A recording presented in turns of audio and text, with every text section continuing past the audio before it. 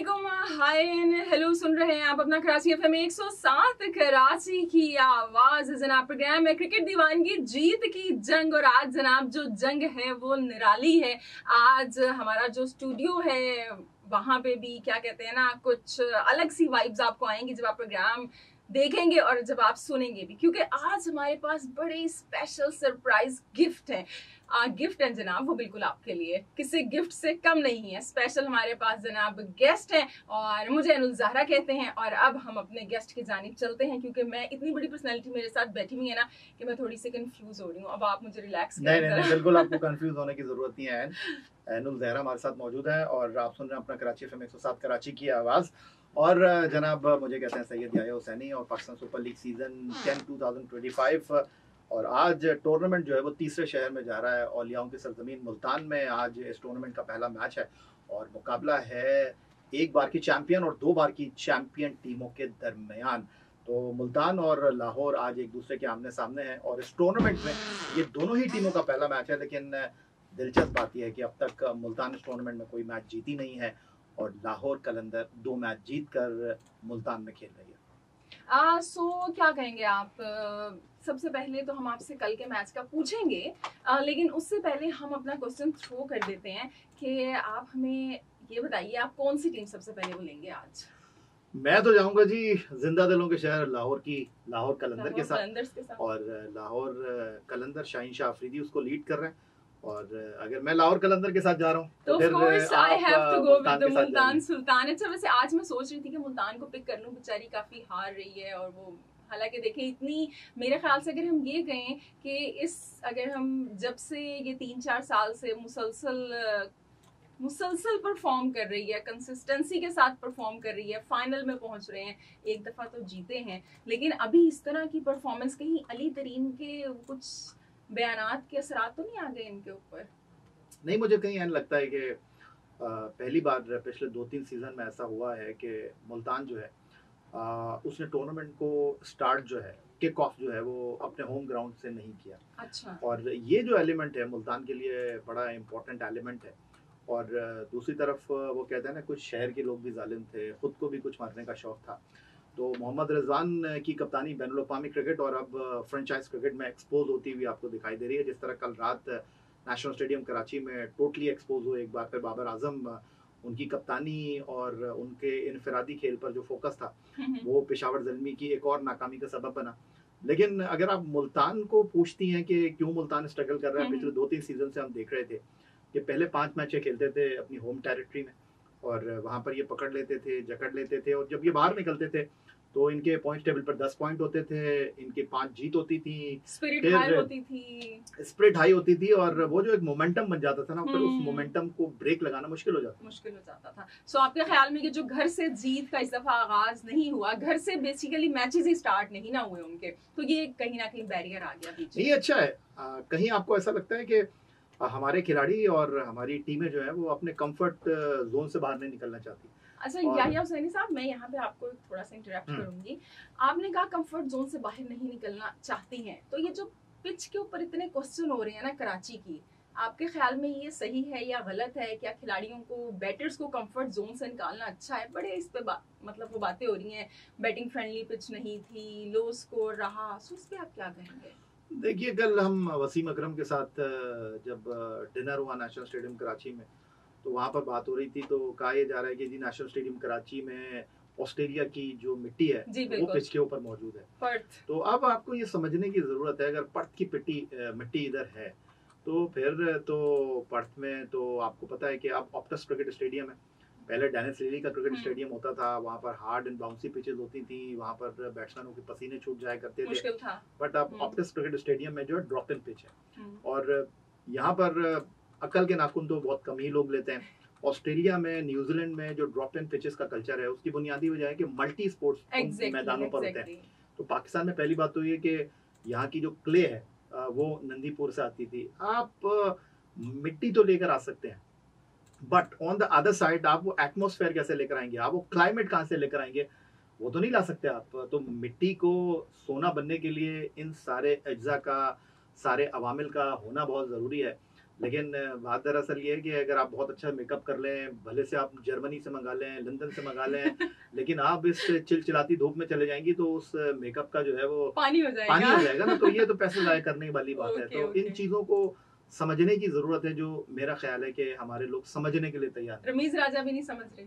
नहीं, जमीन राजे तो पाकिस्तान क्रिकेट के वर्स्ट तरीन चेयरमैन थे, अच्छा। और जिस तरह वो क्रिकेट खेले उस तरह खुशामद करके वो पाकिस्तान क्रिकेट के चेयरमैन बने। आप कह रहे हैं खुशामद करके चेयरमैन बन गए? नहीं, ये मैं नहीं कह रहा, ये तो पूरी दुनिया कह रही है। जिस तरह उन्होंने इमरान खान साहब की खुशामद की, जिस तरह उन्होंने जनाब क्या कहते हैं उसको, हर्जा सराई की, और उसके बाद उन्होंने एहसान मानी की जगह उनको क्रिकेट बोर्ड का चेयरमैन लगा दिया, और जो रमीज राजा साहब ने कारनामे अंजाम दिए, पाकिस्तान क्रिकेट बोर्ड का अरबों रुपए फूंक दिए उन्होंने। अब वो जूनियर क्रिकेट लीग सिर्फ ये बताने के लिए दुनिया को यार मेरा भी एक बेबी है, वो कहाँ गई? मतलब हम कुछ अनोखा कर लें आके, आपको नहीं वो लगता कि यहाँ पे हर एक की मतलब वो कोशिश है कि मैं कुछ ना नया करूं, मतलब ये शो मुझे मिला है, मैं जब कुछ से नया नजम अजीज सेठी साहब ने 2016 में पौधा लगाया ना, उसके बाद जो चेयरमैन आ रहा है ना, वो एक नई कहानी करने की कोशिश कर रहा है कि यार किसी तरह जो है ना मुझे क्रेडिट मिल जाए, मेरा जो है वो पन्नों के ऊपर नाम आ जाए, सुनहरी अल्फाज में मेरा नाम लिख दिया जाए। हर कोई जो है ना वो कहानी बनाने की कोशिश कर रहा है। मौजूदा चेयरमैन की अगर आप बात करें, चैंपियंस कप का ये कल्चर लेकर आ गए, पाकिस्तान का सबसे प्रीमियर टूर्नामेंट है कायद-ए-आज़म ट्रॉफी, उसको आपने उठाकर फेंक दिया। फिर उसके बाद एहसान मानी साहब आए, 6 टीमों का कल्चर लेकर आ गए। तो ऐसे नहीं होती क्रिकेट, दुनिया भर में ऐसे नहीं होता। दुनिया भर में आप जब नया घर बनाते हैं तो फिर आप उस वक्त जब नए घर में शिफ्ट हो जाते हैं, फिर आप फैसला करते हैं पुराने घर को रखना है या नहीं रखना। लेकिन दुनिया भर में जो है वो कौमें अपने आबाओ अजदाद के जो घर हैं उनको हेरिटेज का नाम देती हैं, उनको संभाल कर रखती हैं, और हम तो जनाब बस सफ़ाई हस्ती से उन चीज़ों को मिटा देते हैं। तो ये एक अफसोस की बात है। और आपने जो बात की एक्सपेरिमेंट की, ये एक्सपेरिमेंट सिर्फ पाकिस्तान क्रिकेट बोर्ड की सतह पर नहीं हो रहा, बल्कि ये फ्रेंचाइजीज में भी हो रहा है। अच्छा। ये फ्रेंचाइजीज में भी मजाक चल रहा है। हर कोई जो है अपनी कहानी, अपनी मंशा के मुताबिक चीज़ों को लेकर चलने की कोशिश कर रहा है। और आपके लिए ये क्या मजाक की बात नहीं है? जो पाकिस्तान से खेल रहा है वो इधर बेंच पे बैठा हुआ है, जो फ्रेंचाइज में खेल रहा है वो पाकिस्तान से नहीं खेल रहा। सो जी ये कहानी है। आज याहिया हुसैनी हमारे साथ मौजूद हैं और इस तरह के बड़े स्टोरी से ये पर्दा उठाएंगे कि शायद हम लोग उस पर बात करना पसंद नहीं करते या थोड़ा सा हम हिचकिचा जाते हैं, बात कैसे करें। लेकिन जी आज बड़ी खुलेआम हम बातें करेंगे और ओपनली बातें करेंगे। नहीं, वैसे बिल्कुल भी कोई खुलेआम बात नहीं करेंगे। आपको पता है पीका का कानून एक्टिव हो चुका है। नहीं, जो कोशिश करता हूँ मैं उतनी बात करने की कोशिश करता हूँ जितना मैंने देखा हो, ये जितना मैंने सुना। सच की बात करेंगे। सच कहना तो आपको पता है आजकल ठीक नहीं है। सही कह रहा हूं साहब। सो ये अभी कह रहे हैं कि अभी हमें ब्रेक पे जाना है। जी हमने कंपटीशन रखा है स्टूडियोज के अंदर। याहिया हुसैनी मौजूद हैं जनाब, ये लाहौर कलंदर को सपोर्ट कर रहे हैं, एन जो है वो मुल्तान सुल्तान को सपोर्ट कर रही हैं। आप किसे सपोर्ट कर रहे हैं आप हमें बताएं जनाब। नंबर घुमाएं हमारा जो कि है 02111। नहीं बिल्कुल नंबर घुमाने की जरूरत नहीं है, वो वाले फोन खत्म हो गए। वो नंबर घुमाने वाले 1990 के फोन जो आप डायल करते थे और पड़ोस वाले आते थे, कहते हैं हमारे अब्बू ताला डालकर गए और उसके ऊपर जो है ना वो चाबी अब्बू लेकर गए, अम्मी बाजार गई नहीं है, तो वो अब फोन ही खत्म हो गया। अब तो नंबर दबाएं भाई, नंबर दबाएं और राब्ता करें हमसे। और सच की बात की एनुल ज़हरा ने, तो सच के बारे में मैं सिर्फ एक कथा सुनाना चाहूंगा आप लोगों को। कई बार मैं वैसे सुना चुका हूँ, ये बज़्म शायरी में भी कई बार मैं जो हम शो करते हैं ताज़ादम, कि मैं सच कहूँ तो बुरा लगे, दलील दूं तो जलील हूँ। मैं सच कहूँ तो बुरा लगे, दलील दूं तो जलील हूँ। ये ज़माना जहल की ज़द में है, यहाँ बात करना हराम है। वाह वाह जी, इसी खूबसूरत शेर के साथ ब्रेक पे चलते हैं। ब्रेक के बाद आप लोग ज्वाइनिंग करते हैं, साथ रहिएगा। वेलकम बैक सामीन। प्रोग्राम में आपको फिर से खुशामदीद कहते हैं। अहलन व सहलन मरहबा जी, आयन बली करे आयो वेलकम इन बखैर अगले वशत के जी। प्रोग्राम में हमारे साथ हमारे एक सरप्राइज गेस्ट मौजूद है, मेरे साथ को होस्ट मौजूद है जनाब याहिया हुसैनी साहब। और जब ये मौजूद है तो मेरे ख्याल से मुझे तो बोलने की ज़रूरत ही नहीं है। मैं आज सोच रही हूँ कि जितना इनसे सीख सकते हैं हम सीखें। हालांकि मुझे ये अभी याया भाई आपको पता होगा अभी हमें क्या इंस्ट्रक्शन मिली है कि थोड़ा सा आपस में फड्डा शड्डा किया जाए, लेकिन मुझे समझ नहीं आ रहा कि आप इतनी अच्छी बातें कर रहे हैं कि मैं उस पर किस चीज से आपसे ऐसे मुझे ये बताइए किसने इंस्ट्रक्शन दी आपको? तो भी आया, वो तो बाहर था और ये मासूम सा एक बच्चा खड़ा हुआ था कैमरे के पीछे। इसको तो मेरा ख्याल है इससे ज्यादा मासूम, मुझे इससे ज्यादा मासूम है ना, उन्होंने कहा। नहीं, वकार भाई की अगर आप बात करें, वकार भाई तो हमें नहीं ऐसी इंस्ट्रक्शन देते। नहीं, प्रोग्राम को इंटरेस्टिंग बनाने के लिए थोड़ा आर्गुमेंट किया जाए, लेकिन अब आप आर्गुमेंट करें, सवाल क्या किया जाए आपसे। सो सबसे पहले सवाल जनाब आप बता दें हमारे वो सुनने वालों को, क्या हमने आज क्वेश्चन। जी जनाब, आज आपके लिए हमारा अपना कराची FM 107 कराची की आवाज पर सवाल पाकिस्तान सुपर लीग सीजन 10 2025 के हवाले से कि आज जो मुकाबला है मुल्तान क्रिकेट स्टेडियम में लाहौर कलंदर बनाम मुल्तान सुल्तान शाहीन शाह अफरीदी वर्सेस मोहम्मद रिजवान, तो आपको ये बताना है और एक खूबसूरत सा गिफ्ट आपका मुंतजर है कि पाकिस्तान सुपर लीग की ये दो टीमें कितनी बार पाकिस्तान सुपर लीग का फाइनल एक दूसरे के मद्दे मुकाबल आई हैं। एक मरतबा फिर मैं अपना सवाल दोहराए देता हूँ कि पाकिस्तान सुपर लीग में लाहौर कलंदर और मुल्तान सुल्तान कितनी बार पाकिस्तान सुपर लीग के फाइनल में एक दूसरे के आमने सामने आई हैं। सो याया भाई, कल फाइनली हमने एक एंटरटेनिंग मैच देखा, वरना पीएसएल बड़ा वन साइडेड सा जा रहा था। आप स्टेडियम में मौजूद थे, कैसा लगा आपको? आखिरी ओवर तक मैच गया। देखिए कल और इससे पहले जो मुल्तान वर्सेस कराची मैच था वो दोनों बड़े एक्साइटिंग मैच थे और नेल बाइटिंग फिनिश थी। Exactly. और वहाँ तो शायद मुल्तान ने सोचा था कि हम जीत गए और जेम्स विंस उनको पड़ गए, खुशदिल ने उनको बिल्कुल सपोर्ट किया। लेकिन कल का मैच तो अगर आप बात करें स्कोर इतना नहीं था, लेकिन पहली बार डेविड वार्नर वो जनाब रिस्पॉन्ड करने में कामयाब रहे और उनकी 60 रन की इनिंग जो है वो टीम के काम आई। लेकिन अगर खुशदिल चाचिपिन नहीं करते एंड में जिस तरह उन्होंने मुल्तान सुल्तान के खिलाफ किया था तो शायद मैच का नतीजा ऐसा नहीं होता। लेकिन कल एक बार फिर कप्तानी में एक्सपोज हुए बाबर आजम, क्योंकि आखिरी ओवर जब उनको डालने के लिए बॉलर जो था वो शॉर्ट पड़ गया था, हुसैन तलत को उन्होंने बॉल दी, एक चौका उनको खुशदिल ने मार दिया, अगला चौका उनको हसन अली ने मार दिया और फिर चिरागों में रोशनी ना रही।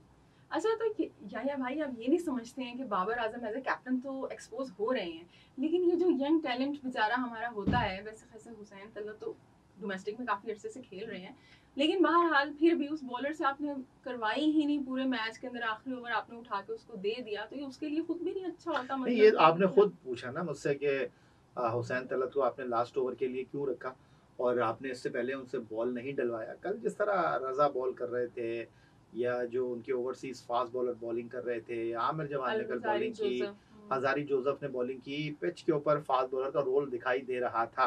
तो क्या कर रहे थे बाबर आजम? आप कहीं ना कहीं अगर यहाँ पर सऊद शकील होते जो फर्स्ट सीजन में कप्तानी कर रहे हैं, आप उनको स्पेस दे सकते थे, लेकिन बाबर आजम को आप स्पेस नहीं दे सकते। बाबर आजम ने पाकिस्तान को लीड किया है, कराची की कप्तानी की है, पहली बार पेशावर ज़ल्मी को लीड नहीं कर रहे। इतने बड़े बड़े नाम उनके डग आउट में बैठे हैं, वो तस्वीर खिंचवाने के लिए थोड़ी बैठे हुए हैं, वो क्या कर रहे हैं फिर? और सबसे इंपॉर्टेंट चीज़ ये है, अगर आपको याद हो चैंपियंस ट्रॉफी जब जीता इंडिया तो रोहित शर्मा और गौतम गंभीर ने एक बात की, मैं हमेशा ये बात करता हूँ, व्हाइट बॉल क्रिकेट में अब वो क्रिकेट नहीं है कि जनाब आप जा रहे हैं 5 बैट्समैन 5 बॉलर के साथ, आपको 6 बॉलर अपनी किटी में रखना है। अगर आप इंडिया को देखें, उन्होंने चैंपियंस ट्रॉफी से पहले देख लिया था कि जी ये यूज पिचेज हैं, ILT इधर हो रहा है, और वो हर मैच में अपनी टीम में 6 बॉलर के साथ खेल रहे थे। यहाँ पर तो पेशावर ज़ल्मी 5 बॉलर के साथ नहीं खेल रही, तो फिर उनके पास तो 5 प्रॉपर बॉलर नहीं है। उनके पास 5वां बॉलर कौन है? साइम अयूब है। उनके पास 5वां बॉलर कौन है? हुसन तलत है। तो 5 प्रॉपर बॉलर के साथ आपके पास 6ठा बॉलर होना चाहिए। इस टूर्नामेंट में अगर आप देखें तो लाहौर कलंदर वो वाहिद टीम है जो कि इस फार्मूले को अडॉप्ट कर चुकी है। उनके पास शाहीन है, उनके पास जमान खान है, उनके पास हारिस रऊफ हैं, उनके पास जो है रिशाद हुसैन है, उनके पास जो है अभी डैरल मिचेल ने बॉलिंग नहीं की है, उनके पास सिकंदर रजा है। उनके पास जो टीम खेल रही है वो आपके सामने है। बैटिंग में उनके पास मिडिल ऑर्डर में जो मिचेल है, सिकंदर रजा है, सैम बिलिंग है, ये टीम किसी के पास है नहीं। ठीक है, शादाब खान की इस्लामाबाद यूनाइटेड जीत जरूर रही है, लेकिन अभी तक वो क्या कहते हैं उसको कि छतरी के नीचे आए नहीं है। जिस दिन आएंगे उस दिन पता चल जाएगा कि कितना प्रेशर ले सकते हैं। ठीक है, यानी आप कह रहे हैं कि सबसे अच्छी टीम वही लाहौर कलंदर्स की है इस वक्त। देखिए उसकी बुनियादी वजह मैं आपको बताऊं, अगर आप उनको टॉप ऑर्डर में देखें तो पाकिस्तान टीम से स्ट्रगल कर रहे थे, 3-0 लिए अब्दुल्ला शफीक ने, आपको वो कितने अच्छे टच में नजर आ रहे हैं, आते ही अटैक करते हैं वो। अभी तक नईम जो है उनके बल्ले पर बॉल आया नहीं है, लेकिन थोड़े बहुत उन्होंने अपनी झलक दिखाई है। फ़खर जमान बहुत अच्छे टच में है। फिर उनके पास मिडिल ओवर्स में बैटिंग करने के लिए मिचेल मौजूद हैं, उनके पास सैम बिलिंग मौजूद हैं, उनके पास सिकंदर रजा मौजूद हैं। फिर आप फास्ट बॉलिंग की बात कर रहे हैं, उनके पास शाहीन शाह अफरीदी हैं, उनके पास हारिस हैं, उनके पास जमान है। स्पिन बॉलिंग के शोबे की आप बात कर रहे हैं, आसिफ आफरीदी हैं, उनके पास रशाद हैं, वो मिस कर रहे थे राशिद खान को। अब रशाद ने जो है उस जॉब को डन कर दिया है, उस जगह को फिल कर दिया है। बाकी टीमों की अगर आप बात करते हैं तो ये वही आपके पास इमाद वसीम है ना, जिनको बहुत लोग बुरा भला कह रहे थे कि यार क्यों उसको वापस लेकर आ गए, वो जिस तरह की बॉलिंग कर रहे हैं। शादाब खान तो उस सिचुएशन में बॉलिंग करते हैं यहाँ वो देखते हैं कि यार अब पुलों से ठंडा पानी ठंडा गुजर है रहा, जरा, हाँ, बिल्कुल ठंडी ठंडी वो करके खाओ। बिल्कुल मुश्किल सूरत हाल में बॉल डालने के ये लिए आपने आते बड़ी नहीं अच्छी है। बात की, हाँ। नसीम शाह बहुत अच्छी बॉलिंग कर रहे हैं, उनको आप T20 क्रिकेट में कंसीडर नहीं कर रहे, तो ये वो चीजें हैं। अभी तो पहला मैच खेले थे और कराची किंग ने बिल्कुल गिव अप कर दिया था, और इस बात को अंडरस्टैंड करने की जरूरत है कि कोयटा ग्लैडिएटर जिस दिन फिन एलन चलेंगे ये टीम चांद तक जाएगी, नहीं करेंगे तो उस टीम का सफर जो है वो दरमियान में खत्म हो जाएगा। अच्छा, यहाँ पे भी आपने लाहौर कलंदर की बड़ी तारीफें की हैं। वैसे मैं बता दूं, सब यहाँ पे वो देखने वाले सुनने वाले जानते हैं कि मेरी भी टीम लाहौर कलंदर ही है। हमेशा मैंने इनको बड़ा सपोर्ट किया है। लेकिन एक क्वेश्चन मैं अब आपसे करूंगी कि हमेशा यंग टैलेंट की बात करता है भाई लाहौर कलंदर के डेवलपमेंट प्रोग्राम्स है, यंग टैलेंट को लेके आते हैं। साहबजादा फरहान क्या हुआ भाई, उसको क्यों रिलीज कर दिया? मतलब उस तरह से क्यों नहीं हमारी फ्रेंचाइजीज टाइम वो देती हैं? अब वो देखें यूनाइटेड में जाके क्या अच्छा खेल। देखिए आपने बहुत अच्छा सवाल किया, और यहाँ पर अगर आप देखें तो हम सुफियान मुकीम की बड़ी माला जप रहे हैं कि यार सुफियान मुकीम, फैसल अकरम पाकिस्तान का फ्यूचर है। बाहर बैठा हुआ पेशावर जर्मी ने अभी तक उनको, ठीक है जी। आप बात कर रहे हैं कि जी पाकिस्तान से खेलने की, आप बात कर रहे हैं कि ख्वाजा नाफे वो बाहर बैठे हुए, बेचारा 7वें नंबर पे खिलाया उसको ओपनर, ठीक है जी। आप बात कर रहे हैं पाकिस्तान से खेलने वाले खिलाड़ियों की, साहबजादा फरहान की। चले मैं आपकी बात मान लेता हूँ, अगर साहबजादा फरहान को कलंदर टीम में रखता, उनकी टीम में जगह बनती या उनको बेंच पे बिठाते। आसिफ अली बाहर बैठे हुए ना, तो ये चीजें हैं जो कलंदर जो सोचता है वो बाकी टीमें नहीं सोचती। अगर आप क्रेडिट दे रही हैं इस्लामाबाद यूनाइटेड को, तो इस्लामाबाद यूनाइटेड ने फर्स्ट पिक में थोड़ी लिया उनको तो बाद में उन्होंने बहालत मजबूरी लिया, नेशनल T20 में जब परफॉर्म कर दिया उन्होंने।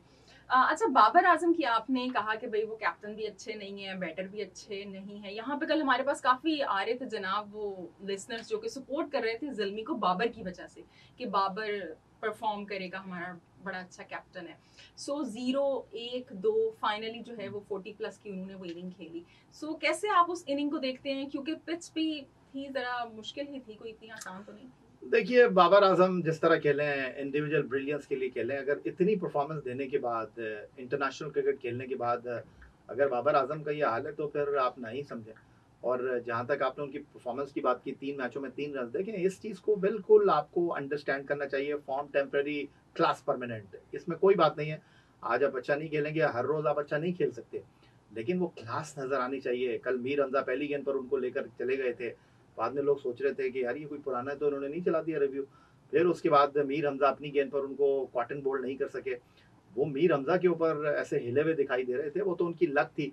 आखिर में जाके उन्होंने रन किए। अब इतने बड़े बैट्समैन है, मैं जो बात कर रहा हूँ आपसे, इतने बड़े बैट्समैन है, 20 ओवर तक जाना चाहिए था, एक शीट एंकर का रोल प्ले करना चाहिए था, दूसरे एंड से खिलाना चाहिए था। आपने 50 हुए, बल्ला बगल में, और उसके बाद वो चलते बने। तो ये फिर कहाँ की परफॉर्मेंस। कल बहुत सारे लोग नेशनल स्टेडियम कराची में ज़ल्मी को सिर्फ बाबर आजम की वजह से सपोर्ट कर रहे थे। लोगों की मोहब्बत, प्यार, हम किसी की राय को तब्दील नहीं कर सकते। हर किसी की अपनी सोच है, हर किसी की अपने सोचने का अंदाज है, उसको हम तब्दील नहीं कर सकते। लेकिन मैं कहता हूँ प्लेयर वो है जो टीम के काम है, प्लेयर वो है जिसके 10 रन हो लेकिन वो टीम की जीत में वैल्यू ऐड करें। तो कल आपके ख्याल में जो बाबर आजम के रन थे वो किसी भी टीम के काम नहीं आए? अपनी टीम के काम नहीं आए? इससे पहले आए तो बता दीजिए मुझे कभी।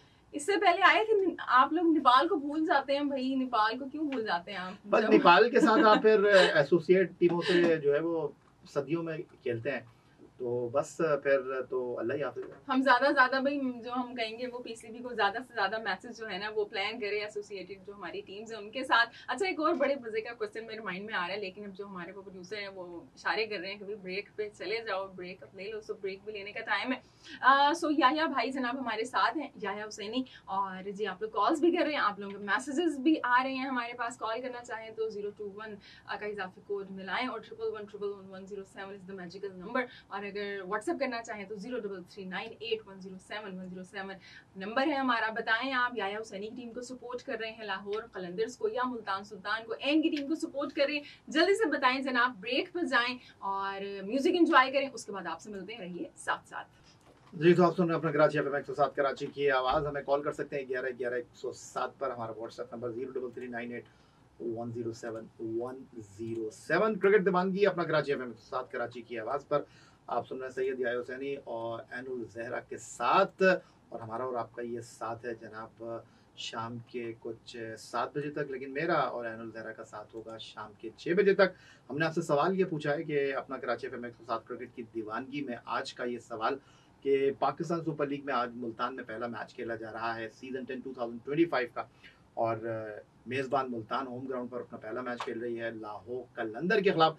और अब तक इस टूर्नामेंट में इन दोनों ही टीमों ने 4-4 मैच खेल रखे हैं, अगर मैं गलती नहीं कर रहा तो कलंदर 3 मैच जीता है और एक में उनको नाकामी का सामना करना पड़ा है, जबकि चारों के चारों मैच जो है वो मुल्तान की टीम हारी हुई है।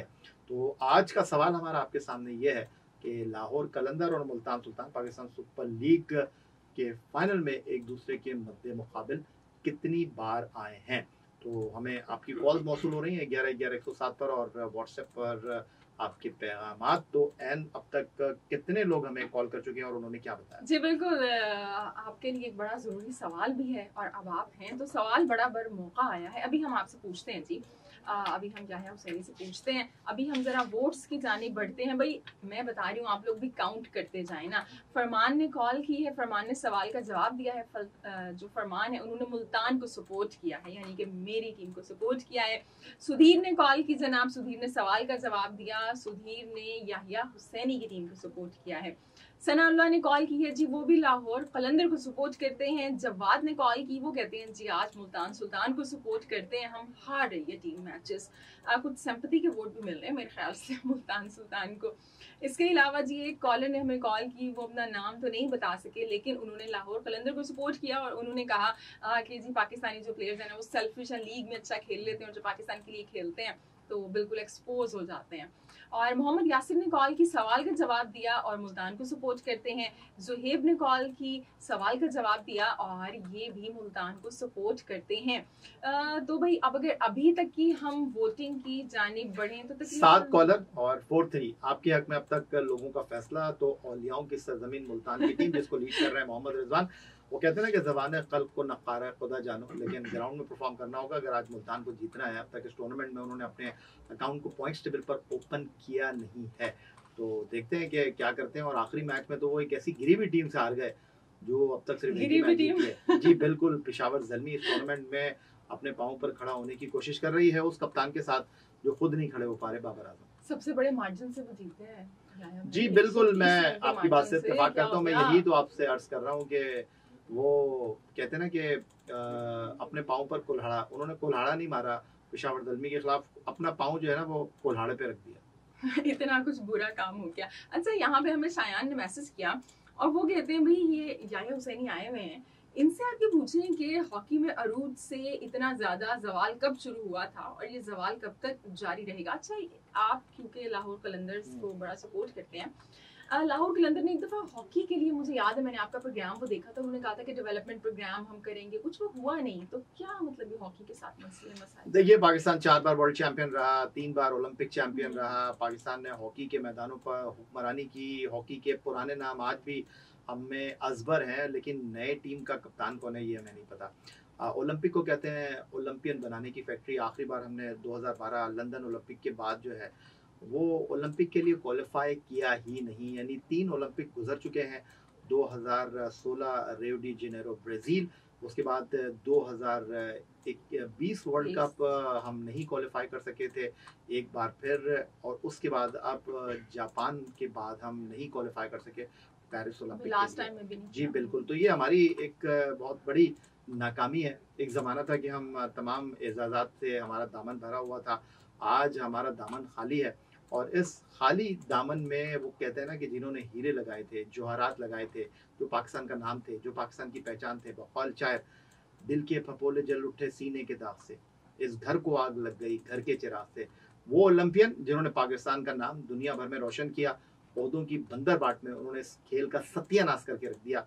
और आज पाकिस्तान हॉकी जो है वो उसका हाल ये है कि उसको अजलान शाह हॉकी टूर्नामेंट में भी नहीं बुलाया गया। तो ये पाकिस्तान हॉकी की तबाही की कुछ मुख्तसर दास्तान थी जो मैंने इस माइक्रोफोन के तवज्जुह से आपकी समातों की नजर कर दी। नहीं ऐसा हुआ क्यों, आप देखें अजलान शाह। अच्छा सॉरी, मैं आपका सवाल रह गया, आपने लाहौर कलंदर की बात की। तो लाहौर कलंदर, आतिफ राना साहब जो चीफ एग्जीक्यूटिव हैं लाहौर कलंदर के, वो हॉकी के हवाले से बड़ा काम करना चाहते हैं, कौमी खेल को सपोर्ट करना चाहते हैं, लेकिन वो सर पकड़ के बैठ गए, बाल नोशन लग गए। एक कह रहा है कि मैं सेक्रेटरी हूँ पाकिस्तान हॉकी फेडरेशन का, दूसरा कह रहा है मैं पाकिस्तान हॉकी फेडरेशन का सेक्रेटरी हूँ। अब उन्होंने कहा भाई पहले आप ये तो तय कर लें कि आपका हाउस ऑर्डर है या नहीं है। तो आप मुझे बताइए कि एक तरफ मैं कहूँ जी मैं शो का मेज़बान हूँ, एन कहे मैं शो का मेज़बान हूँ, हमारे जो प्रोड्यूसर था इस वक्त पैनल को ऑपरेट कर रहे हैं वो क्या मैं इस शो का होस्ट हूँ। तो भाई आप लोग कहेंगे कि यार हम तो सुनने के लिए हमने रेडियो सेट जो है ट्यून किया था, आप लोग पहले ये तय कर लें कि होस्ट कौन है। तो जब इस तरह के मजाक होंगे तो फिर मजाक मजाक में जो है ना वो चीज़ें निकल जाती हैं। लेकिन आपको नहीं क्या लगता कि मतलब फिर भी कुछ प्लेयर्स के लिए करना चाहिए है, क्योंकि वो बेचारे फाइनेंशियली कितना सफर कर रहे हैं, टैलेंट वैसा सामने नहीं आ रहा। मुझे तो ऐसे वो लग रहा है कि दुकानों में हॉकी मिलना मेरे ख्याल से खत्म हो गई है। जी बिल्कुल, एक मरतबा ऐसा हुआ कि मैं एक बंदे को मैंने देखा कि हॉकी उसके हाथ में थी, बाइक पे जा रहा था, पीछे बैठा हुआ था। मैंने अपनी गाड़ी उसके पीछे लगा दी। मैंने बोला यार ये हॉकी का बंदा कौन सा प्लेयर जा रहा है, जरा जब मैं जाके देखूं। मैं कोई मेरा ख्याल है 10 मिनट तक उसका ताक़ुब करता रहा। जब मैं करीब पहुंचा ना उसके, तो फिर उसके बाद मेरी हंसी छूट गई। पता चला कि भाई के पाँव पे प्लास्टर चढ़ा हुआ था, उसने जो है ना बैसाखी के तौर पे हॉकी को लिया हुआ था। आप हॉकी की दुकान पे जाएं, बोले हॉकी, वो पता नहीं कहाँ नीचे से जाके जो है ना गोदाम में से हॉकी निकाल के लेकर आएगा। वो कहता है भाई लोग अब खरीदते नहीं, हॉकी सिर्फ इसलिए लेते हैं किसी की टांग वांग टूट जाए ना तो वो सहारे के लिए हॉकी ले लेते हैं। तो हॉकी को इस वक्त सहारे की ज़रूरत है। तो हॉकी का ये इस वक्त हाल है पाकिस्तान में, और अब क्या कहें। और जब दूसरा जो सबसे बड़ा प्रॉब्लम है, हॉकी आज तक प्रोफेशनल गेम नहीं हो पाया, अभी तक एमेचर गेम है।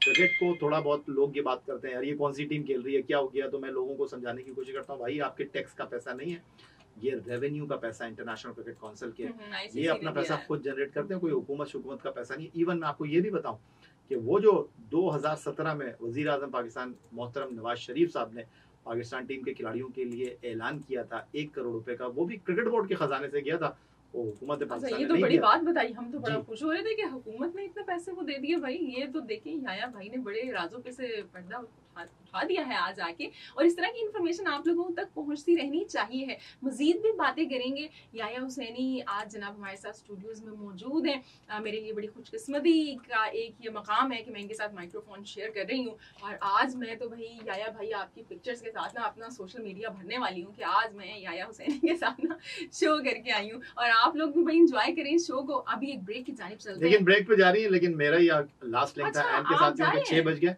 तो फिर इंशाल्लाह मुलाकात होगी आपसे, और इस वादे के साथ दोबारा आएंगे इंशाल्लाह। चलें जी ठीक है। सो याया भाई का बेहद शुक्रिया कि उन्होंने हमें जनाब ज्वाइन किया, और ये मुख्तसर वक्त रहा लेकिन बेहद कीमती रहा। सो अभी तक के लिए इतना ही। अब इंशाल्लाह से ब्रेक के बाद आप लोगों से मुलाकात करते हैं जरार मेहंदी के साथ। अपना ख्याल रखें और इन खबरों को एंजॉय करें।